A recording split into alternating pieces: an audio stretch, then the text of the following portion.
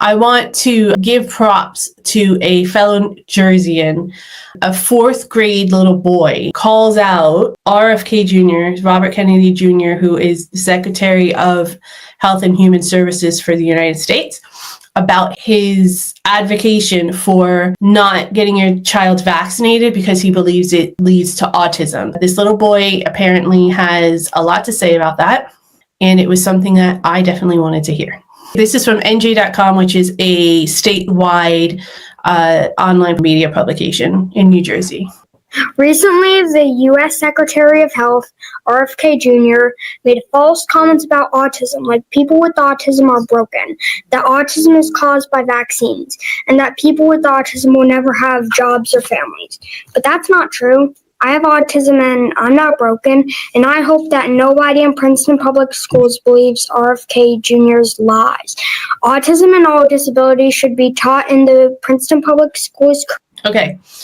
He's from Princeton. Shout out to Princeton, which is right where I grew up, near where I grew up. And for those of you who don't know, Princeton's a huge university town, and the university is actually where Albert Einstein taught. So, and it's a beautiful town. If you ever get to go to New Jersey, go to Princeton. The university itself, the campus is gorgeous, but the town is beautiful, and there's tons to do there. Shout out to this little boy. Immediately love him and want to adopt him. And not just because he's from New Jersey. Curriculum at all grade levels because it will raise awareness, increase acceptance, and improve the quality of life for kids with disabilities.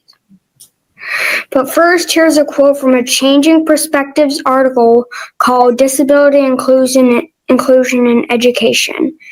A truly inclusive environment does not value one marginalized group over another. Instead, it recognizes the unique backgrounds of all members of the community, including but not limited to cultural heritage, religion, socioeconomic status, sexual orientation, gender, disability, or any other differences. Princeton Public Schools already recognizes Autism Awareness Month, but not much. There are posters in the cafeteria that say to be kind and inclusive. Students wear blue on April 2nd, but we are never taught about the spectrum of autism. Kids need... Okay. Very, very true. I don't know if it's true of stuff here, but that kind of stuff in America, they're very big on like he said, like the ribbons and the posters, but they don't actually focus on any real education or understand, like making sure the kids understand what's happening. It is a very recent thing in the last decade or so in America where special needs children are actually intertwined with the regular, I hate to say it like that, with the average students, with the, as part of the entire population. Previously, like when I was in school, they were separated in a separate class. So, and we didn't really ever learn about it. And we never really, we knew of them. And I remember seeing people with disabilities throughout the school, but we never really interacted with them. And we never really had any kind of assembly with them or anything like that. Just saying. So it is very important, in my opinion, that we have conversations about it and that we tell our kids about these things that are out there and that it isn't a taboo or subject or it isn't a separation of us and them. You guys are much better about just including everybody here, and I love that. And I really wish the U.S. could take a note from you guys on that. So my commentary on that part I was going with was that it is better, they're at least recognizing it and they're trying to, just have classrooms of everybody in them, but it's still not enough, really. Need to be taught more about the different kinds of autism. That autism is a natural variation in the genes that you are born with, not caused by vaccines, and about successful people with autism. The lesson should also be extended to other disabilities like ADHD, cerebral palsy, blindness, deafness, dyslexia, apraxia, and more. This is important because it will teach kids how to accept people with disabilities. Accepting someone means really understanding someone for who they are and not minding their differences. I want everyone... Yeah, Brits. Remember that.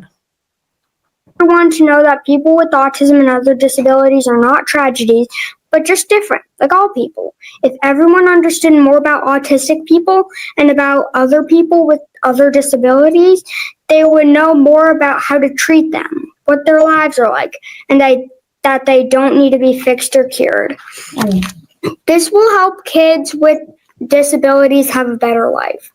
When people are aware of disabilities and are accepting them, they will have friends and less bullying.